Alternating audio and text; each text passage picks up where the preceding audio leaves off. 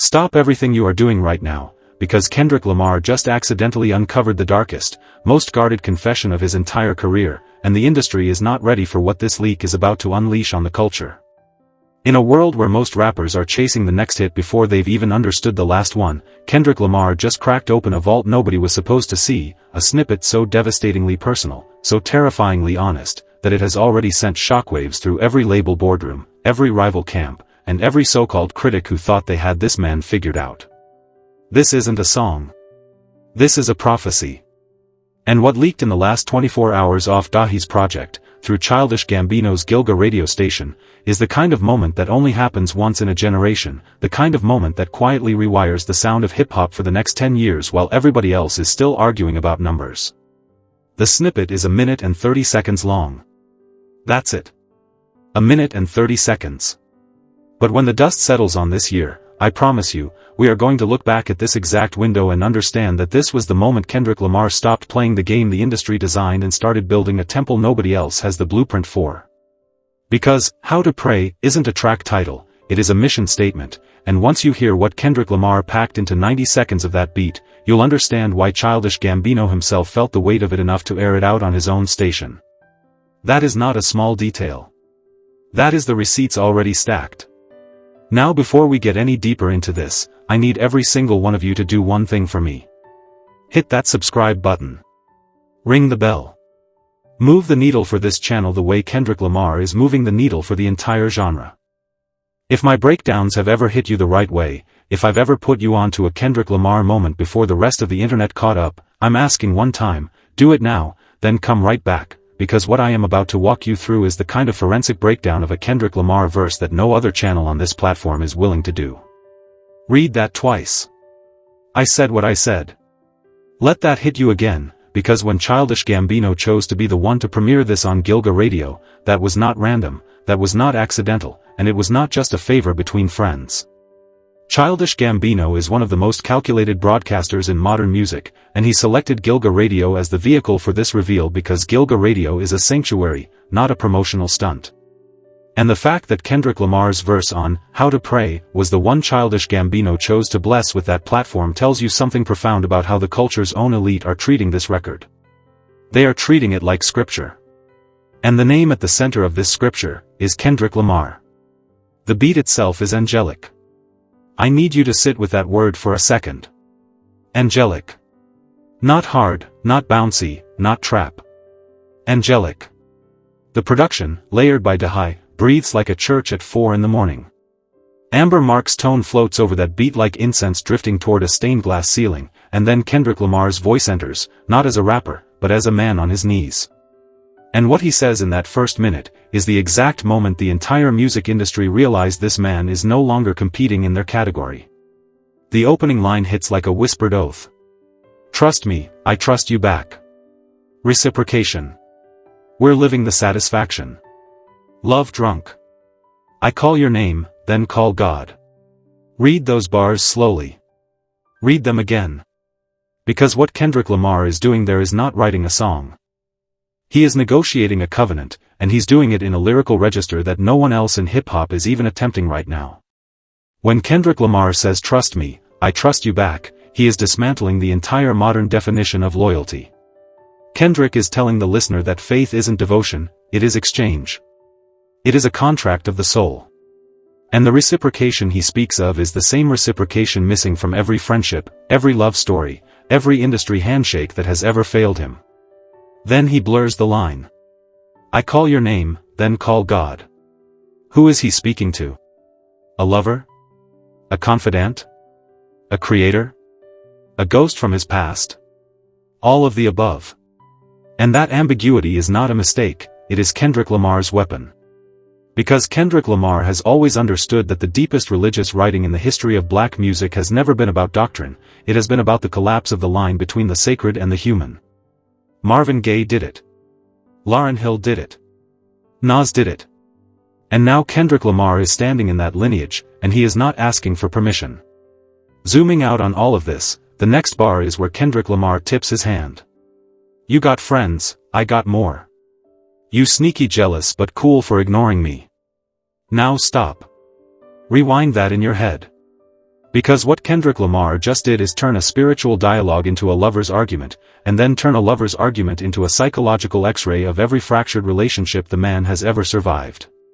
Kendrick Lamar is talking to God, yes, but Kendrick is also talking to the person who wronged him, the industry that ignored him, and the version of himself he had to bury to get here. That is triple-layered writing, and there is no rapper alive in 2026 doing this at this level. Not up for debate. Underneath the surface, what Kendrick Lamar is really unpacking is that every relationship, spiritual or human, runs on the same currency. Attention. Loyalty. Reciprocation. And when that currency stops flowing, you don't get a breakup, you get abandonment. You get the sneaky jealous silence Kendrick just described. And this is the confession the industry never wanted you to hear from Kendrick Lamar, because it exposes every fake relationship the machine has ever tried to build around him. Then Kendrick Lamar drops the line that made me sit back and just stare at the ceiling for a full 10 minutes.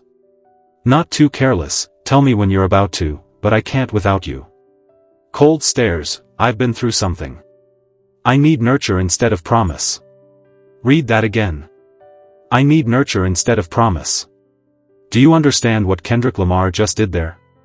He just rejected the entire prosperity gospel of modern faith, the entire modern relationship contract, and the entire industry model that has been shoved down his throat for 20 years. Kendrick Lamar is not asking for guarantees. Kendrick Lamar is asking to be held. And that request, from the biggest rapper on the planet, is the most punk rock spiritual statement of the decade. Let me take you deeper. When Kendrick Lamar says cold stares, I've been through something, that is not a throwaway. Kendrick Lamar has been under a microscope no other rapper in the modern era has endured. The Drake beef. The Super Bowl. The Grammy sweep. The Pulitzer. The GNX era. And then the silence. The withdrawal. The retreat into the studio. And what Kendrick Lamar is telling us in that one line is that all of it, every award, every headline, every controversy, has left him with wounds that only nurture can heal. Not promise. Nurture. And the fact that Kendrick is willing to say that out loud, in a snippet, on someone else's radio station, is the mark of a man who has moved past ego entirely. Now, before I go any further, I need you to understand something. This is only the first minute of the song. Let that hit you again. This is only the first 60 to 90 seconds. The full record drops on August 28th, and if this is the intro, then what Kendrick Lamar has cooking for the middle and the closer of How to Pray is going to be a spiritual atomic bomb dropped on the entire genre. Head down, dialed in, no promotion, no rollout, no interviews. Kendrick Lamar is once again doing what he always does. He walks into the studio, he leaves with a scripture, and the industry has to scramble to catch up. The next bar is where it gets crazy. The city praised me, the blood still changed me. The world blamed me, but you never shamed me. I want more. Kendrick Lamar just told you the whole story of his career in 3 lines. The city, meaning Compton, meaning his origin. The blood, meaning his lineage, meaning the DNA of pain he inherited before he ever picked up a mic. The world, meaning the whole apparatus of critics, ops, executives, and internet mobs who tried to break him. And then, the pivot. But you never shamed me. Kendrick Lamar is not addressing a lover anymore. Kendrick Lamar is addressing the only witness who has been present for every version of himself. God. The universe. His higher self. Take your pick, the point stands. Kendrick Lamar is admitting that the only entity that never abandoned him is the one entity he cannot see. And this is where the connection to Kendrick Lamar's earlier catalog becomes unavoidable. Because if you've been rocking with Kendrick Lamar since the mixtape days, since Faith, since the overly dedicated era, you already know Kendrick has been having this exact conversation with God for over 15 years. It just used to be a whisper. Now it's a hymn. On the Faith outro, Kendrick Lamar said something that stuck with an entire generation of listeners. He said he'd rather live like there is a God and die to find out he was wrong, than live like there isn't and die to find out he was right. That single sentence rewired how a lot of us move through the world, and now, on How to Pray, Kendrick Lamar is finishing the sentence he started when he was still an underdog with something to prove. Living the sermon he raps. That's what Kendrick Lamar is doing. Not preaching from the pulpit. Living it. And that is why the industry is so terrified of this record.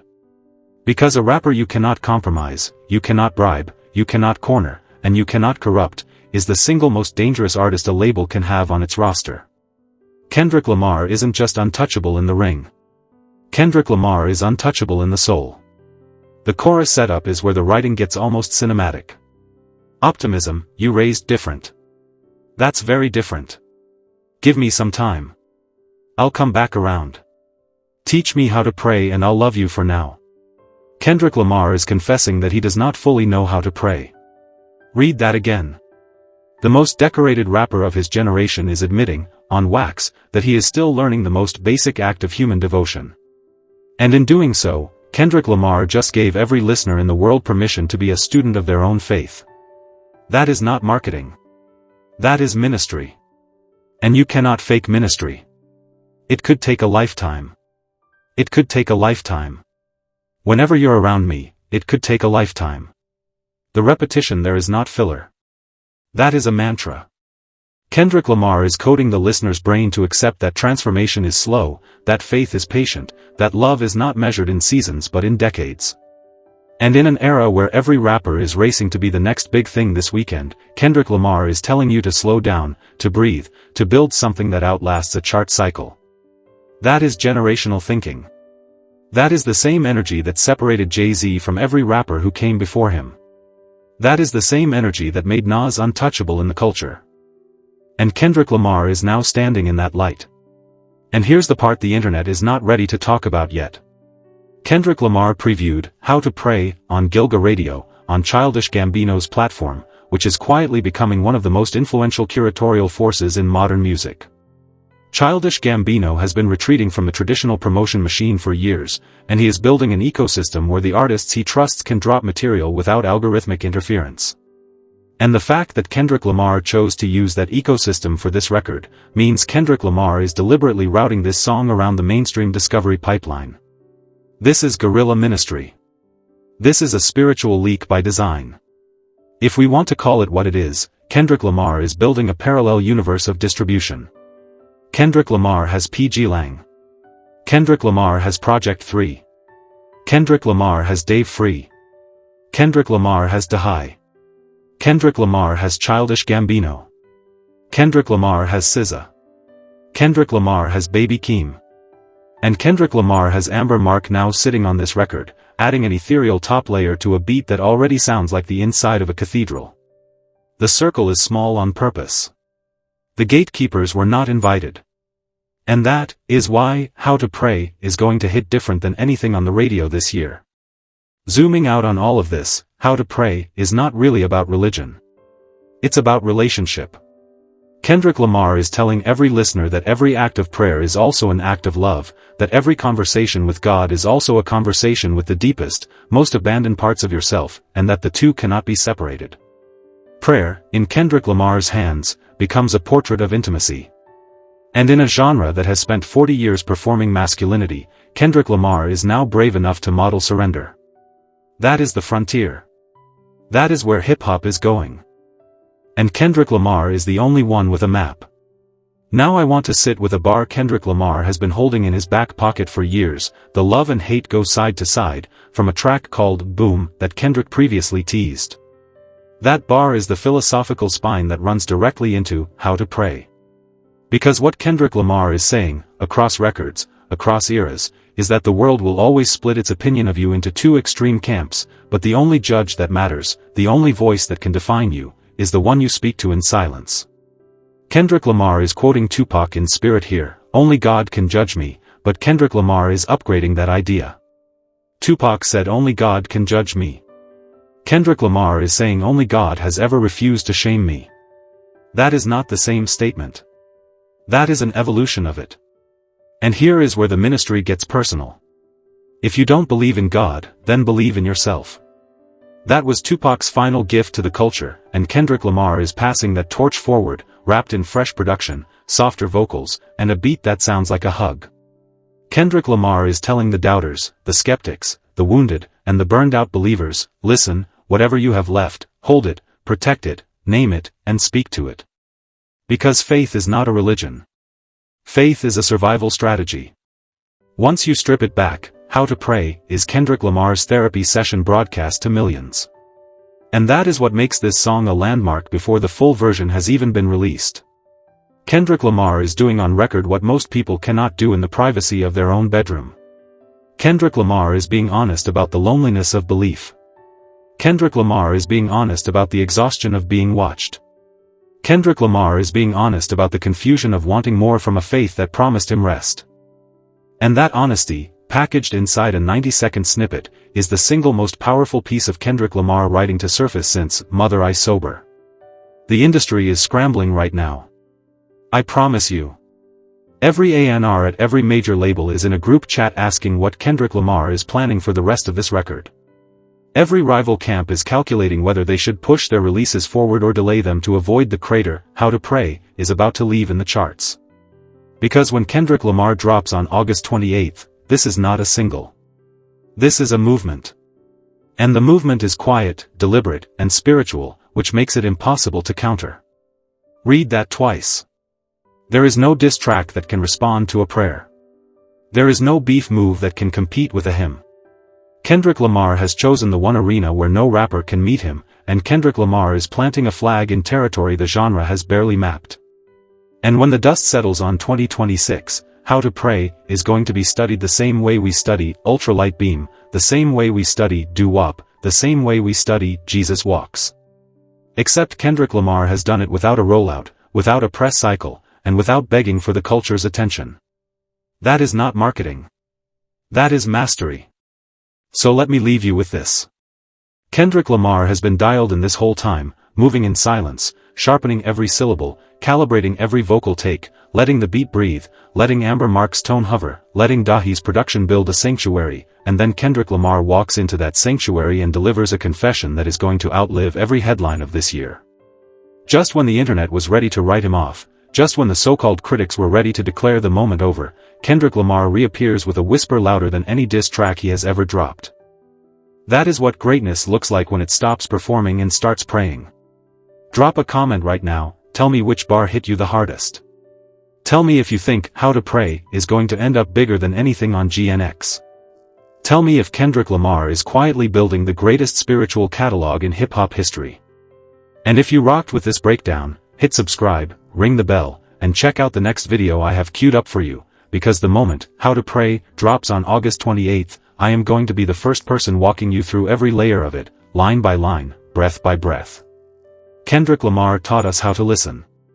Now Kendrick Lamar is teaching us how to pray. Peace, and keep it locked.